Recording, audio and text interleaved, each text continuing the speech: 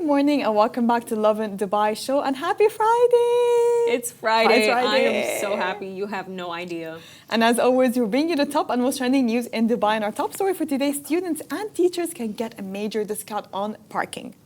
And in addition, Dubai Marina fire survivors are finding new homes after weeks of uncertainty. And 12 Abu Dhabi schools banned from enrolling grade 11 and 12 students. And finally, in a very interesting turn, a taxi driver has been ordered to repay 51,000 dirhams in traffic fines. And later on the show, we're going to be joined by Zoya Ahmed, the young author. She's only 12 and published a book called Between the Pages. That is crazy. Young people are really killing it right now. And in today's rapid weather report, it's mostly sunny with temperatures ranging from 34 to 41 Celsius.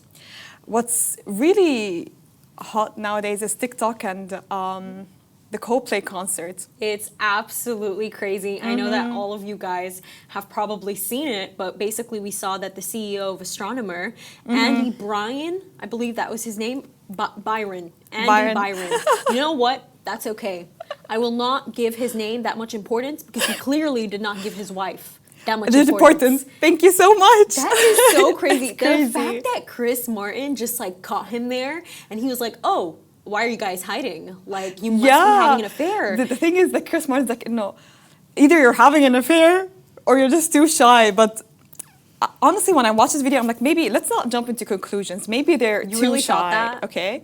And then I dug deep a little bit into TikTok and people pulled their names and their titles. Girl, Grok, and where they work. By the way, Grok itself on X, when people were asking Grok, who are these people? And Grok literally said, that's the CEO of Astronomer, and that lady is a part of his HR staff, and that he is married. He is married and with 2 children. By the way, his wife on Facebook quite literally took out her last name. Yup. He issued an apology, but people are not really liking the apology, and the employees came out. But I think that's their employee with them, right? You think? That's what someone said. She that does the look employee really embarrassed. Yeah, she does look the person really next to them is their employee. Ooh, why would they bring an employee with them? I have no idea. Maybe it's like a work trip or whatever. Isn't it so interesting how far they took this affair? Like, not only are they having an going to a Coldplay they're going concert. to concerts. And how embarrassing! Like, imagine finding out your partner's infidelity like this and on TikTok. And the entire internet knows. And the entire internet knows. You know what? By the way, that's so embarrassing. You know what this is honestly telling me? That the internet literally destroys relationships. Because Masa, if there was any chance of that wife ever getting back with him after she discovered this affair, she won't. You know why? Because I feel like for us women, more so than the cheating, it's about being embarrassed. It's about being embarrassed. She has not just been embarrassed, she's been embarrassed worldwide. Worldwide. Well, she knows that worldwide, like, everyone has their support. Everyone's supporting their. No, but it's embarrassing. It's so embarrassing. Like, that's like your secret out there. But the thing is, both of them have families. That's the crazy thing. Like, you should be out there worrying about. You know what? You should be getting your kids. You should be taking your kids to this Coldplay concert. You should not be having an affair while you're on a Coldplay concert. And at your age, I like this. You preach. No, but you know what? I feel like he really did defy stereotypes, though, because I feel like with these CEOs, I feel like in all of these like fiction books that we used to read, who is it always with? The secretary. The secretary. No, like this changed. Like, this is no serious. I'm so sorry. Even behind her laughing. I'm so sorry, but like he chose a HR chief. Like, this is. I mean, they both have high status. Yeah, they may be like the aura, or whatever. And the company, by the way, is valued at over $1 billion. So this is big. Like, this is a big HR scandal. I hope his wife wipes out his bank account. By the way, God wanted. Yes, this God to be known. wanted. God wanted. Oh my this God! to be I known. was just about to say. How many people are at a God Coldplay wanted concert? them to know exactly, and that's the thing. Like, there are a lot of couples in Coldplay concert, but why them? Girl, it was looking like Titanic. It was literally looking like Titanic. The way they were holding each other. Someone says she's gonna be rich after the divorce. Yeah, she will be. Oh, did somebody say this? Yeah, on the show. Period. She's gonna be rich after the divorce. This is evidence in court. Yeah, yes, I love this. And she can run like infidelity and embarrassment. Embarrassing the kids as well. Oh God. Oh my God. I'm sorry. I just keep looking at it, guys. Like, it's really horrifying me. Damn. But you know what this also reminds me of? Jeff Bezos' recent wedding. By the way, That's also he embarrassing. cheated on his wife. Yeah, that's his mistress. No, but he married her now. Someone said... Lauren Sanchez. Someone said, I read it somewhere, I don't know, it's just a saying that it just means the empty spot needs to be filled out again. Girl. Anyways. No, but you know what? I've been watching videos of Lauren Sanchez, by the way. She has a really nice personality. Yeah. Like, she's very bubbly. I mean, but she's still... I'm not trying to say anything. Do not justify... Let's not... Anyways, we wish them the best of luck, but let's not justify infidelity. Moving on to our first story of the day. Students and teachers get major discounts on Parkin. So Parkin, the UAE's leading public parking operator, has launched a game-changing subscription plan for the new academic year. And it's making commuting a whole lot easier. So students can now save up to 80% on monthly parking subscriptions by simply registering with a valid student ID.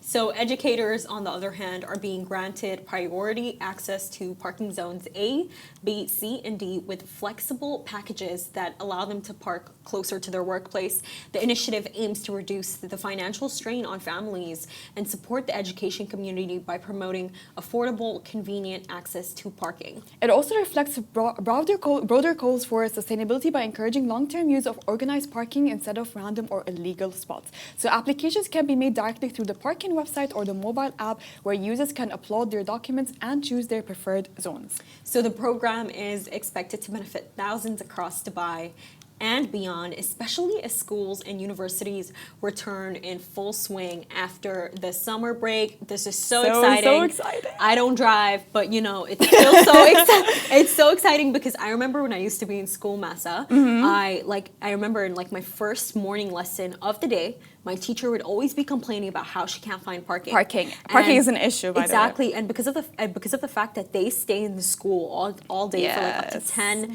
9, 8 hours, what ends up happening is they get charged. So they have to go look for an area where they won't be charged, and that does take them time. So I think that this is so convenient. 100%. Like I'm glad that they because you have to stay. Because imagine this every day for at least a minimum of 8 hours. So let's say like during peak hours, you're gonna have to pay a little bit extra. I think at 6 p.m. you have to pay like 4 dirhams or more. So if you think about it, like by the end of the month, the cost is going to be super high. But they're educators, they're students, okay?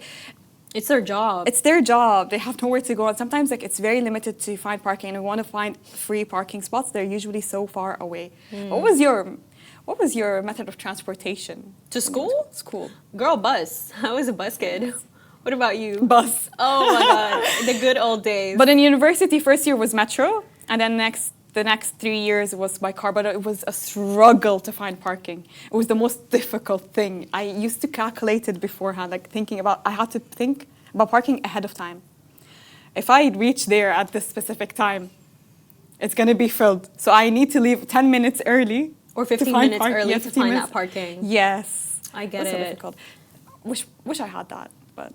Anyways, it's for the next generation. They will benefit. Yes, they will. Not me though, because I don't drive yet. Inshallah, inshallah, I'll get there soon. You should be driving. But we have another happy story.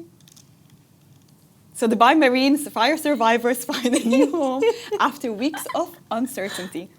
And so after a devastating fire broke out in a residential building in Dubai Marina on June 13th, the lives of over 3,800 residents were turned upside down. So while no casualties were reported, thanks to the swift action of the civil defense teams, the incident did leave many displaced searching for shelter and stability.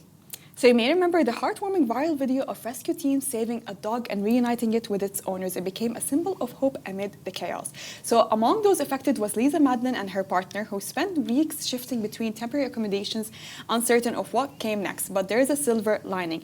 Lisa recently shared photos of their new permanent home in a sentimental Instagram post, marking a fresh start after a difficult chapter. You should see the picture, by the way. They look so happy. I'm so happy for them. I'm so happy for them. Like, no, a tragedy turned to something like, and it's like a blessing in disguise. they've got a house upgrade 100%. But thinking about it, like when the fire broke out, like you think about your pets, you think about what's going to happen to you, where you're going to stay. You can't be renting hotels all the time. You don't want to be a burden to your friends. But right now, they look super happy in their new home. You should see the picture. It's so cute. Like they're smiling and they're happy. New beginnings, new chapters and new beginnings, a new area, new memories, new memories in this new house. Away from the chaos, hopefully. I love this for them, but more so than that, I think you pointed to something that caught my attention, Masa, and that's how you said, like, you know, nobody wants to be a burden to their friends and family, but I feel like, you know, it's like events like this that show you who's really there for you. And, you know, for me, I actually had a bunch of people that I knew who did house their friends who were a part of the Marina. Yeah, they did. Like, their friends stayed over with them. And it's like, these are the people that we need in the community. 100%. People that are like, girl, you lost your house, come live with me. Come live with me. I got you. Like, this is what you need. And I think this is why, like, as a society, we need more of that. Yeah, we definitely need more of that. And I know a lot of stories emerged, like a lot of volunteers walked in, a lot of people came to give charity, a lot of people gave shelter for the pets with no homes. So I think we proved that we stand in solidarity, and I think we proved that we stand together in such chaos and tragedies. Because a lot of people came out, a lot of people came in, a lot of people offered their homes as well. But this is just a story that to prove that they have finally found a home. They're not moving from place to place. They've settled and they're happy, thank God. And if you know, finding a home in Dubai, it is actually difficult. It's not something that will like take a week or like take a month. It does take time to settle into a new area.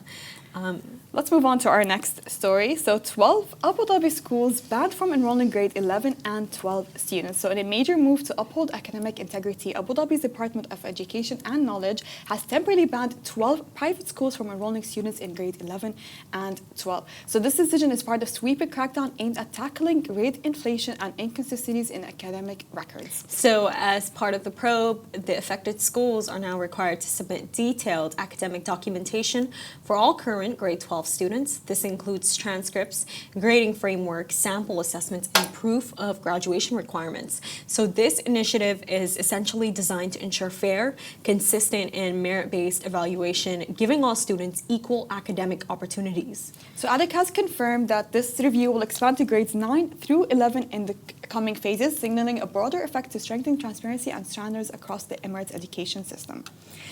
I remember back when I was in school, I think every grade has to have a maximum of 30 students.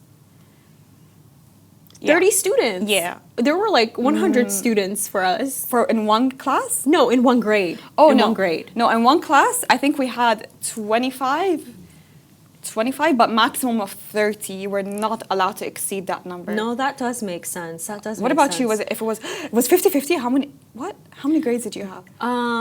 How many classes do you have? Sorry? For us, it was until grade 13. Okay. And each grade, I believe there was like 80 to probably 100 kids in it.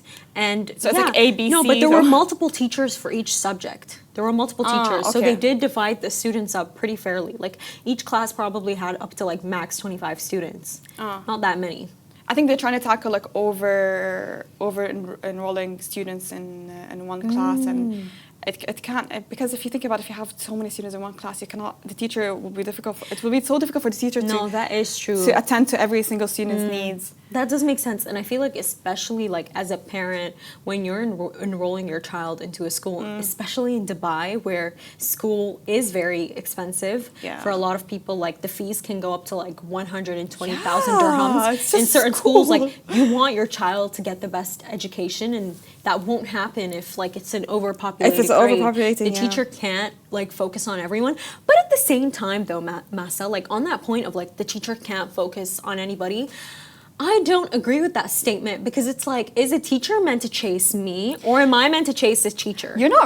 I'm not. Do you get what I mean? It's not in a way where their job is not to be a mom. Like, yeah, that's true, but it's just you're the adult, you're the teacher. Students don't know any better. I'm not saying that you have to chase every single student. It's just, I think you have to be a little bit more attentive.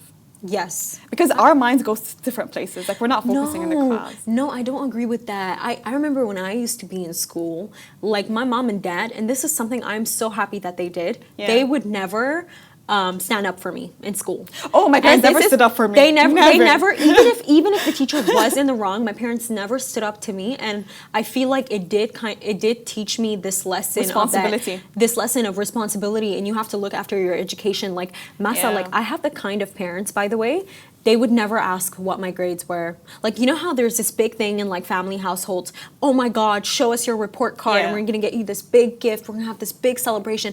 My mom and dad were never like that. They would not check on my grades. They would not, seriously, they would not check what I'm up to. And it's like, I remember they used to until I was like in year 8, where they would check everything that I'm up to. I even had like a math teacher, but I was doing really bad. And my parents were like, wait, we care a lot and she's doing really bad. Maybe we need to take a step back. And it's so interesting because when they took a step back, they did not get us a single tutor, nobody to help us. Our grades flew. We were flying in school. We were doing really well. You needed a little bit of independence, basically. Not even independence, but like doing it for ourselves, not for them. I think it's different for every single person. Sometimes you need this, like a child needs a little bit of a push. I'm so sorry. You need being overbearing never works. No, because and it's not. I'm not telling the parents that you need to have such high expectations for your kids. Yeah. I'm against having high expectations for your kids because not everyone is blessed. I'm joking.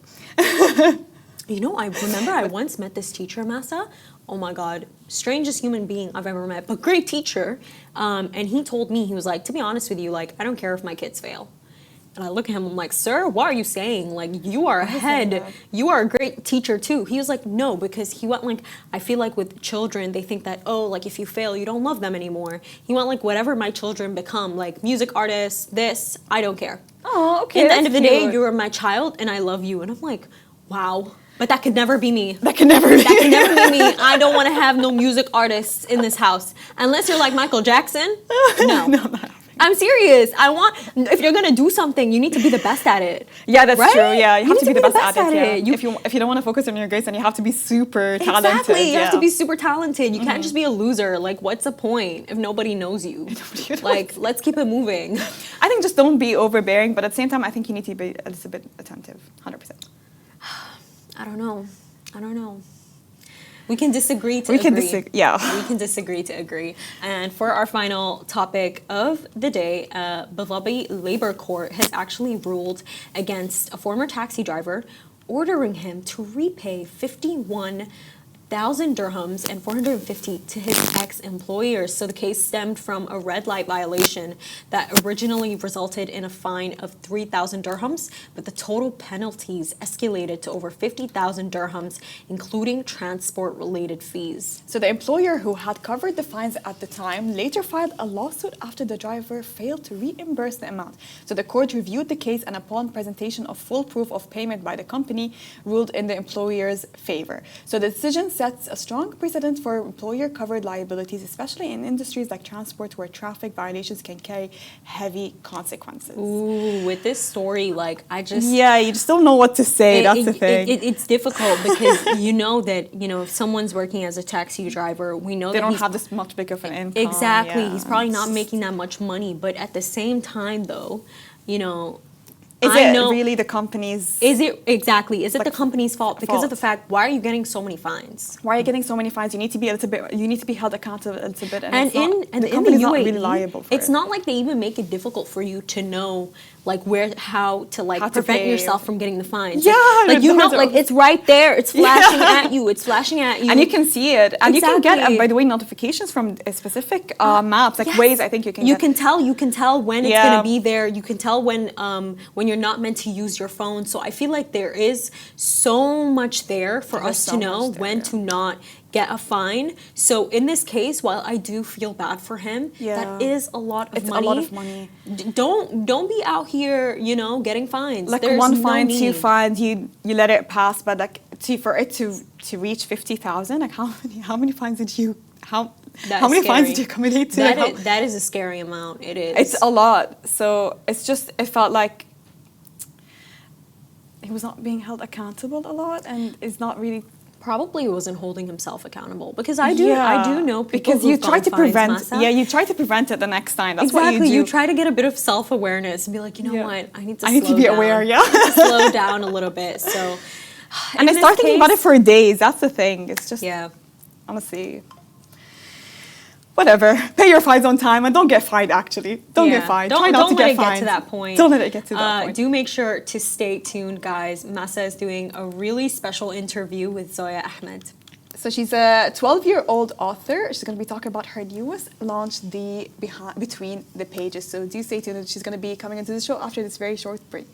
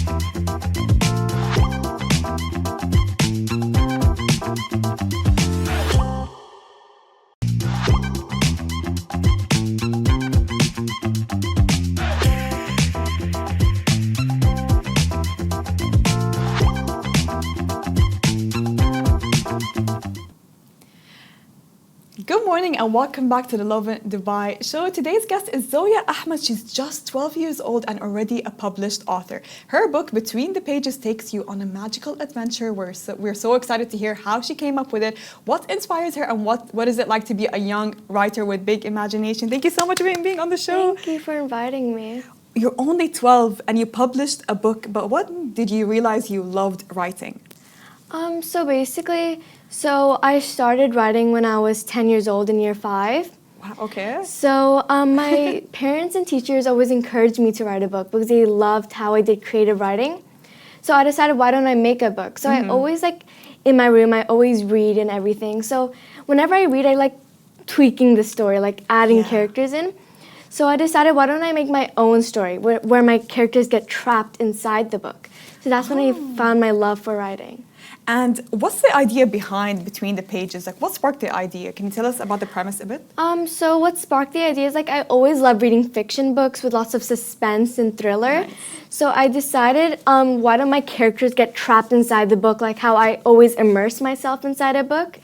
So that's where the idea came, Between the Pages. Can we look at the cover a bit? Yeah, it's like it's so cute.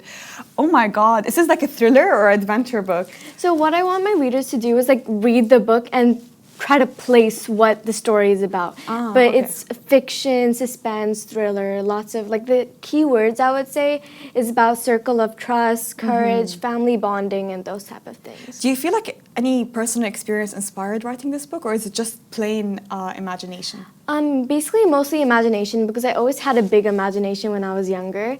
So I always like making my own stories, but like also reading some books like Diary of the Wimpy Kid, Percy Jackson. Yeah. Those also fueled that fire that made me write a book. So is this similar to the typical books that you read, or is it out of the box very different? Very different, because like when I read other books, I don't really find the same type of storyline. I think it's really unique and different. And how do you feel like maybe new readers for this book, what's different that's gonna, what different elements that they're gonna find in this book? That they can really relate to the characters and have that connection, and that they maybe enjoy it. Like, it goes with some fluency. So yeah, it's like different types of, like in each chapter there's different types of things. Like some part could be sad, some could be really exciting, pumping with adrenaline and those type of things. And what was the most exciting part about writing this book? Probably finishing it off. I'm just like, oh, I did that, 711 pages. Wow, it's very thick. I mean, just taking a look, like it's very thick. How long did it take you to write this? So I started writing when I was 10, and I finished it when I was 11, but the book was so long, it took a long time publishing to when I was 12. Okay, and what do you think the writers, the readers will like the most about this book? Like maybe like a specific storyline, specific character, or the ending maybe? Maybe what they really like, because the end, I won't tell you what it is, but it's a cliffhanger, and because I'm making a next book. So you're gonna have a sequel? Yeah. Okay, interesting, okay. So is it gonna be the same thing, like trapped in a book, or it's completely different thing? They're trying to get out of the book, but like the family doesn't have that good of a relationship, so they have to try to build it on the way. Ah, okay. So this is a sequel. It's going to be more about family in the sequel? Yeah. Okay. So do you think of certain themes for every book, or Yeah, is it just I random? did a certain theme. Like this theme was about books and being trapped inside it, and there's 2 other themes. It's like 2 more books after this. After this. So is anyone from the character someone personal in your life? Is it inspired by someone in your life? In a way, because like I'm putting all the people who comfort me in like the personalities of my characters. Can you mention one? Like my mom and dad. Yeah. They're really supportive to me. And my little brother, he can be annoying sometimes, but he's still my little brother. He's always there for me. So are we going to find this annoying character in the book? Next book. Next book? Because next book is going to be more about family. Yeah.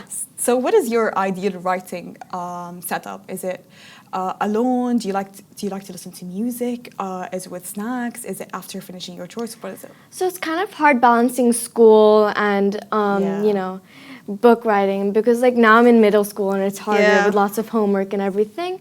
But I make time slots because I'm really good at time management, because my school teaches about those type of real life things. So yeah, it just flows onto paper. It's like onto my laptop. You're only 12 years old, but I'm very curious. Do you ever get a writer's block? Yes. You do? Sometimes. But you're supposed to people yeah, because it's like, very normal for a writer to have it, Because like, to be honest, in my first book, it's like really easy to flow everything, but the next book should be better, like improvement. So whenever I get writer's block, I just write it on my journal, and then it literally just clears everything up, and then I start writing again. So what inspires you? What gives you that inspiration to, oh, okay, I need to open a journal and start writing immediately? Because like, I don't know why. What gives you that adrenaline rush? It's just like, I feel like pumped to finish writing my book. Because when I see the pride on my family's faces, I was like, no, I gotta keep going. I gotta keep going. And do you ever feel like giving up, or? Not exactly. Like sometimes I'm just like, I can't do this, but I can, because I'm only 12 and I'm young. So I can push myself further and I can go really far into this. And how do you get inspiration? Is it from like other books, or is it just from social media? Sometimes it's other books, but like I think it's mostly by myself, because like I have a creative mindset. So I decided that, oh look, fiction and everything, it just interests me so much. So when you came back to school as a publisher, what was your friends, teachers, and students' reaction? Well, actually, I published it over the summer holidays. Okay. So then my friends were like, oh, OMG, I'm so congrats and everything. And they said they're going to buy it on Amazon. And I feel like really proud of myself, because some of my friends really love reading, and I really want to share it with them. Oh, I hope they like this book. Yeah. Who was the first person to read between the pages? Well, I have this family member. I think it's my dad's aunt. Yeah, and what was Yeah. her first reaction? She was just like, a 12-year-old wrote this? Really? She was really surprised. Why would you say she was very surprised? Because like I think my adjectives are like out of this world, and the way I form my sentences are really nice. If you could compare between the pages to a very popular book, what would it be? Right now, I think popular books are like Percy Jackson and Powerless by Lauren Roberts. So I think that it's not similar, but it's unique in its own way, and people will really like that because it's for all ages. Any age can read it. And if you could compare it to a TV show, because a lot of books are adaptations of a lot of TV shows are adaptations of books. If you could compare it to a TV show, what would it be? Like what TV show? Yeah. That's a hard one. Like, okay, like I think last summer I had a really big craze on Harry Potter. So when I it feels like Harry Potter. Yeah, it does yes. kind of feel, because it has some magic and things, like Yeah. some spiritual things, but it's different in that type of way. Like there's different types of magic, good and bad. And if you're only 12 years old, and I'm sure a lot of other people your age are super talented and they're inspired to write a book, what's one advice you'd give to them that they feel like they're stuck in a place or they feel they don't have enough support? I say that you should do it. Like you should start by today, because don't hold yourself back. A small idea can go into somewhere bigger. Like my book was just like some little project at first, and then now it came into this. It can really, you know, shine. Was there a specific part while writing this book that made you like stop and think, oh no, it needs to be an actual published book? Like maybe you reach a specific suspenseful maybe conflict. in chapter 17, the royal catastrophe, I thought that was a really good chapter. I was like, no, people have to read this. It's so good, because like each chapter has a different story. Each chapter has a different twist. You don't see it coming. Like in some chapters, it's just like smooth, but then suddenly just goes like that. Ah, okay. But why did you decide to leave the audience on a cliffhanger?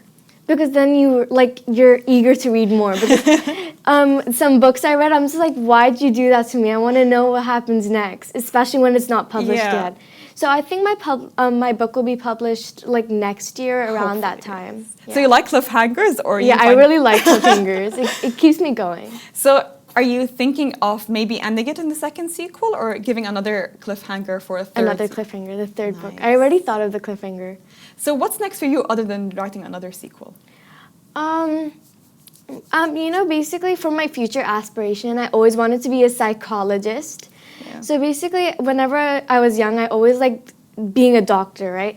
So I decided to look further into that doctor topic. So I thought psychologist is the one for me, because I like warming up to people, finding out the human mindset, how to communicate with it. Smart. So are we going to see any psychological elements in the book? And in the next book? Yeah, there's like I some like quotes. those psychological elements, like thinking into psychology and like trying to understand the brain behind this character.